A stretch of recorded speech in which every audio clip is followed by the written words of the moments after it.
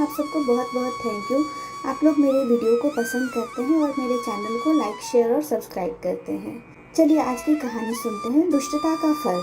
कंचनपुर में एक धनी व्यापारी के घर में रसोई में कबूतर ने घोंसला बना रखा था। किसी दिन एक लालची कौवा जो है वो उधर से आ निकला। वहाँ मछली को देखकर उसके मुंह में पानी आ गया। तब उसके मन में विचार आया कि मुझे इस रसोई घर में घुसना चाहिए, लेकिन कैसे घुसूं ये सोचकर वो परेशान था। तभी उसकी नज़र उस कबूतर के घोंसले पर पड़ी। उसने सोचा कि मैं अगर कबूतर से दोस्ती कर लूं तो शायद मेरी बात बन जाए। कबूतर जब दाना चुगने के लिए बाहर निकलता है तो कौवा उसके साथ साथ निकलता है। थोड़ी देर बाद कबूतर ने पीछे मुड़कर देखा तो उसने कौवा को देखा। इस पर कौवे ने कबूतर से कहा कि तुम मुझे अच्छे लगते हो, इसलिए मैं तुमसे दोस्ती करना चाहता हूँ।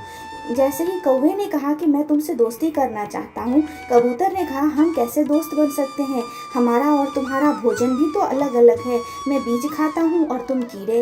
इस पर कौवे ने चापलूसी दिखाते हुए कहा कौन सी बड़ी बात है, मेरे पास घर नहीं है, इसलिए हम साथ साथ तो रह ही सकते हैं। साथ ही भोजन खोजने आया करेंगे, तुम अपना खोजना और मैं अपना खोजूंगा। इस पर घर के मालिक ने देखा कि कबूतर के साथ एक कौवा भी है तो उसने सोचा चलो कबूतर का मित्र होगा, इसलिए उसने उस बारे में अधिक नहीं सोचा।